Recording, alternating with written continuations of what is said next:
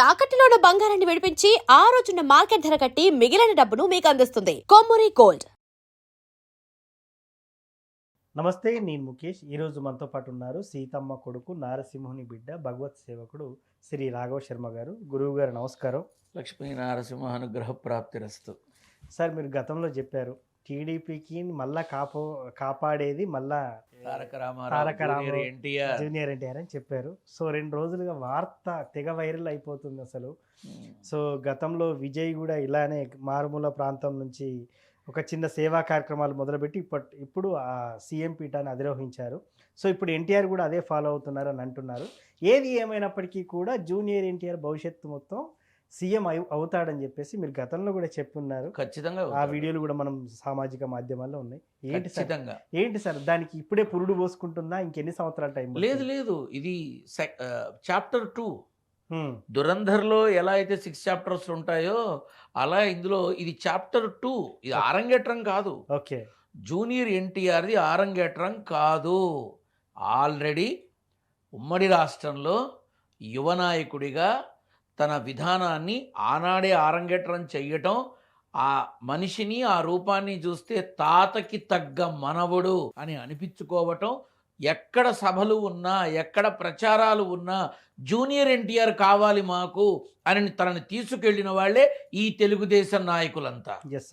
ఆనాడు అప్పుడు నన్ను సంప్రదించినప్పుడు వాళ్ళ తాలూకా మేనేజర్లు వాళ్ళ చెప్పా, ఇది పూర్తిగా అవ్వదు, పూర్తి జరగదు, ఇబ్బంది వస్తుంది, ఇంటికి వచ్చి పడుకుంటాడు ఆనాడు చెప్పా. ఏం గురుగారు శాపం పెడుతున్నారా? ఒరే, బ్రహ్మ రాసిన రాతనుకో జాతకంలో గీతనుకో నాకు అనవసరం, నాన్న సంకల్పంతో చెప్తున్నా, అది పూర్తి కాదు, ఇంటికి వచ్చి విశ్రమిస్తాడు, పడుకొని తీరాల్సిందే కొన్నాళ్ళు అని చెప్పా. అన్నట్టుగానే అయింది. అది ఆరంగేట్రం అయిపోయింది, ఆ హవా నడిచేసింది, అందరికీ తెలిసేసింది తాతకి తగ్గ మనవడు అని. అవునా? ఇప్పుడు ఏదైతే మీరు చెప్తున్నా, మనం కొన్ని నెలల క్రితం మాట్లాడుకున్నప్పుడు కూడా చెప్పా, అవును, జూనియర్ ఎన్టీఆర్ వచ్చేదాకా వెయిట్ చేయాల్సిందే, అప్పటిదాకా ఎవరు ఎన్ని మాట్లాడినా వ్యర్థమే, మాట్లాడాల్సిన అవసరం కూడా లేదు. చంద్రబాబు నాయుడు గారు ఇంకొకరితో కలుపుకొని ప్రభుత్వాన్ని స్థాపిస్తారు తప్ప విడిగా మాత్రం రాదు, బలం ఉన్నా సరే అని చెప్పా. చాలా క్లియర్గా చెప్పా. ఇప్పుడు తెలంగాణలో కాంగ్రెస్ దుయ్యబట్టలేదా చంద్రబాబు గారు? రాహుల్ గాంధీని, ప్రియాంక గాంధీని, సోనియా గాంధీని ఉప్పు పాతరేయలేదా? మోడీని కూడా ఉప్పు పాతరేశారు కదా, వీళ్ళని వేశారు. అదే తెలంగాణలో రాహుల్ గాంధీని కౌగిలించుకొని ఎన్నికలకు వెళ్ళలేదా?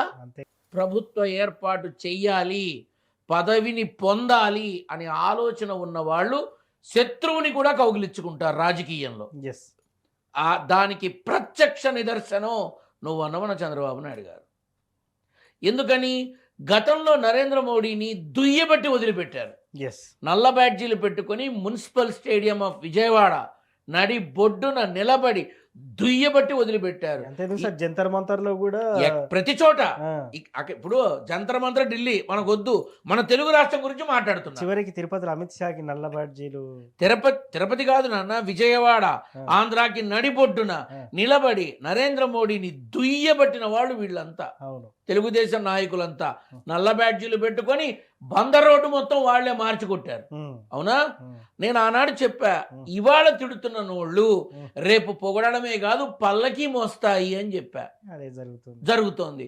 పవన్ కళ్యాణ్ని నానా మాటలు మాట్లాడిన వాళ్ళు వీళ్ళంతా. లోకేష్, ఒక జగనే కాదు, లోకేష్ మాట్లాడాడు, చంద్రబాబు నాయుడు మాట్లాడాడు, మరీ దారుణాతి దారుణంగా అన్నీ జరిగినాయి. మరి ఇప్పుడు ఎవరి అండతో తను ప్రాభవాన్ని సంపాదించుకున్నాడు? అరే, పవన్ కళ్యాణ్ రోడ్డు మీదకి వచ్చి పడుకొని ఎదిరించి ధీమాగా నిలబడి ధిక్కరిస్తే తప్ప, చంద్రబాబు నాయుడిని చూడ్డానికి జైల్లో ఉన్నప్పుడు తాను వచ్చి నిలబడితే తప్ప తెలుగుదేశం కేడర్ బయటికి రాల. చెక్ చేసుకోండి అంతా. జనసేనాని రోడ్డు మీదకి వచ్చి నిలబడిన తర్వాత మిగతా వాళ్ళంతా వచ్చారు, అప్పటిదాకా ఎవరూ రాలా. మరి అదే పవన్ కళ్యాణ్ నానా మాటలు మాట్లాడారుగా. సో ఇక్కడ ఇంకొక విషయం ఏంటంటే, రాజకీయంగా శాశ్వత శత్రువులు శాశ్వత మిత్రులు ఉండరు. ఇది అందరికీ తెలిసిన విషయమే, నేను చెప్పక్కర్లా. సో రేపటి రోజున ఏదైనా రావచ్చు అని అనుకున్నప్పుడు నిర్మోహమాటంగా ఖచ్చితంగా చంద్రబాబు నాయుడు గారు అందరినీ హక్కును చేర్చుకుంటారు. ఓకే. ఇప్పుడు నందమూరి వంశంలో జూనియర్ ఎన్టీఆర్ని ఎవరన్నా దగ్గర రాణిస్తున్నారా? అసలు కలవనిస్తున్నారా? ఎన్టీఆర్ జయంతికి వర్ధంతికి కలిసి తీసుకెళ్తున్నారా? ఎందుకు ఇండివిజువల్గా వెళుతున్నారు వాళ్ళు? ఎందుకు వెళ్లాల్సి వస్తుంది? కుటుంబం అంతా ఎందుకు కలిసి వెళ్ళటం లేదు? కుటుంబంలో జరిగే ఏ కార్యక్రమానికి జూనియర్ ఎన్టీఆర్ ఎందుకు లేడు? ఇక్కడ వీళ్ళు గమనించాల్సిన చాలా ఖచ్చితమైన విషయం ఒకటి ఉంది. నందమూరి తారక రామారావు గారు మహానుభావుడు, విశ్వవిఖ్యాత నట సార్వభౌముడు. ఆయన తర్వాత నందమూరి వంశానికి ఉన్న ఒకే ఒక ఇది నందమూరి బాలకృష్ణ, మిగతా వాళ్ళు కాదు. ఆ నటన విధానం బాలకృష్ణని మించి నందమూరి వంశంలో ఎవడూ లేడు, ఎవడూ రాడు కూడా. జూనియర్ ఎన్టీఆర్ది ఒక ప్రత్యేకమైన పంధ. ఓకే. బాలకృష్ణ గారిది 50 ఏళ్ళు, ఇవాళ కూడా తాను హీరోగా చేస్తున్నాడు. అవును, ఇవాళ కూడా చేస్తున్నాడు. ఇంకో 4-5 ఏళ్ళు చేసినా నేనేం ఆశ్చర్యపోను. కానీ రాజకీయంగా మాత్రం హిందూపురం ఎమ్మెల్యే, అంతే. ఇంతకు మించి ఉండదు. తండ్రి యోగం బాలకృష్ణకి ఆ స్థాయిలో ఉండదు, ఉండే అవకాశం లేదు. మనవడికి రాబోతుంది, జూనియర్ ఎన్టీఆర్కి రాబోతోంది, ఓకే, వచ్చి తీరుతుంది. జూనియర్ ఎన్టీఆర్ యొక్క యోగాన్ని, భోగాన్ని, ఆ రాజసు యాగం చేసినంత అద్భుతంగా రాజకీయ యోగాన్ని చూస్తారు. ఇది వాస్తవం. ఓకే. ఆనాడు నందమూరి తారక రామారావు గారు సినిమాల్లో ఉండి రాజకీయం చేశారు, రాజకీయంలో ఉండి సినిమాలు చేశారు. అలా చెయ్యబోతోంది జూనియర్ ఎన్టీఆర్. సరే, ఇక్కడ చిన్న ప్రశ్న. పవన్ కళ్యాణ్ గారు నానా మాటలు పడాల్సి వస్తుంది పొలిటికల్లోకి వచ్చి. మరి అదే, ఎందుకంటే ఇటు సంత కులం వల్ల నుంచి ఇటు అపోజిషన్ నుంచి ఎదుర్కొంటున్నారు. మరి అదే ఎన్టీఆర్ కనుక వస్తే అదే స్థాయిలో విమర్శలు ఈయన మీద ఎదురయ్యే అవకాశం ఉందంటారా? ఎట్టి పరిస్థితిలోనూ లేదు. అంతే అంటారా? ఎట్టి పరిస్థితిలోనూ లేదు. అంత సానుకూలమా? ఖచ్చితంగా జూనియర్ ఎన్టీఆర్ యొక్క ఆగమనాన్ని తెలుగుదేశం, జనసేన, బీజేపీ, వైసీపీ, కాంగ్రెస్ ఈ 5 పార్టీలలో నుంచి జూనియర్ ఎన్టీఆర్ వెనకాల వచ్చి నిలబడే పెద్ద తలకాయలు ఉంటాయి. మీరు చూస్తారు భవిష్యత్తులో. అంతే అంటారు? మీరు భవిష్యత్తులో చూస్తారు. ఎందుకని? ఆనాడు ఆ మహానుభావుడితో కలిసి నడిచి, కలిసి శాసనసభకి వెళ్ళి, కలిసి సచివాలయానికి వెళ్ళి, కలిసి ప్రభుత్వ కార్యక్రమాలకు వెళ్ళి ఉన్నటువంటి అపర మేధావులు, కురువృద్ధులు అయినటువంటి రాజకీయ నాయకులు శాసనసభకి 5 సార్లు 6 సార్లు కూడా ఎన్నికై ఈ రోజుకి ఎమ్మెల్యేగా తప్ప మంత్రి పదవి కూడా పొందనటువంటి అనుభవజ్ఞులు చాలా మంది ఉన్నారు. వాళ్ళందరి ఆశ తాతగారితో చేసాం, కనీసం మనవడన్నా మనకు అవకాశం ఇస్తాడేమోనని. పోయే లోపల వాళ్ళందరికీ ఆలోచన ఉంది. ఎందుకని? 5-6 సార్లు ఎమ్మెల్యేగా అయినా కూడా తగిన గుర్తింపు లేదని బాధపడుతున్న ఎంతో మంది, చాలా మంది ఈ రోజుకి ఉన్నారు. తెలుగుదేశం అన్నగారి మీద గౌరవంతో ఉన్నారు. అంతే. కేసులు వస్తాయని, కేసులు పెడితే ఇబ్బందులు అవుతాయని తెలుగుదేశంలోకి వచ్చిన నాయకులు ఉన్నారు. అంతే తప్ప ప్రేమ, అభిమానం నా పత్తిగడ్డ ఏమీ లేదు. సో ఇది ఇంకెన్ని రోజులు పట్టచ్చు, ఎన్ని సంవత్సరాలు పట్టచ్చు? ఏం లేదు నాన్న, 2028కి చక్కటి రూపాన్ని, ఏది జూనియర్ ఎన్టీఆర్ యొక్క చక్కటి రూపాన్ని, రాజకీయ పరమైనటువంటి అడుగుల్ని, చక్కటి కార్యాచరణ 18వ తారీఖు మొదలవుతోంది. మంచి ప్రణాళిక 27వ సంవత్సరంలో మొదలవుతోంది. వీటన్నిటికీ తగిన విధంగా మీరంతా చూస్తారు.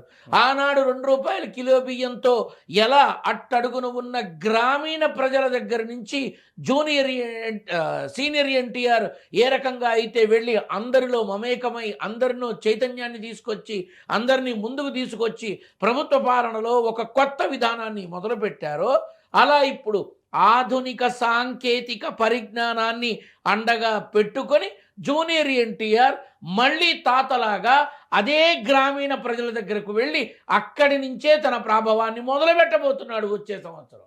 సో నిజంగా మిరాకిల్ సార్.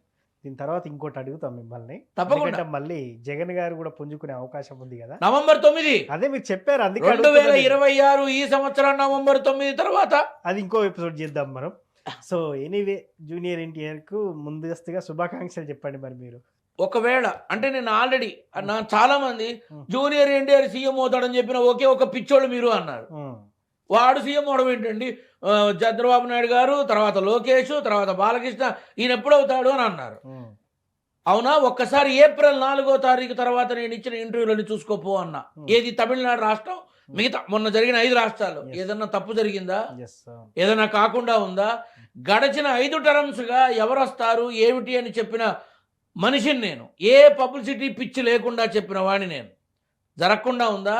అన్ని రాష్ట్రాలు ఈ ఫలితాలు అని చెప్పి తమిళనాడు రాష్ట్ర ముఖ్యమంత్రిగా విజయ్ ప్రమాణ స్వీకారం చేస్తాడని చెప్పా. సమయం వచ్చినప్పుడు జూనియర్ ఎన్టీఆర్ గురించి కూడా చెప్తా. బిడ్డ పుట్టకుండా జాతకం రాయరుగా, అంతే కదా. సమయం వచ్చినప్పుడు తప్పకుండా తెలియపరుస్తా.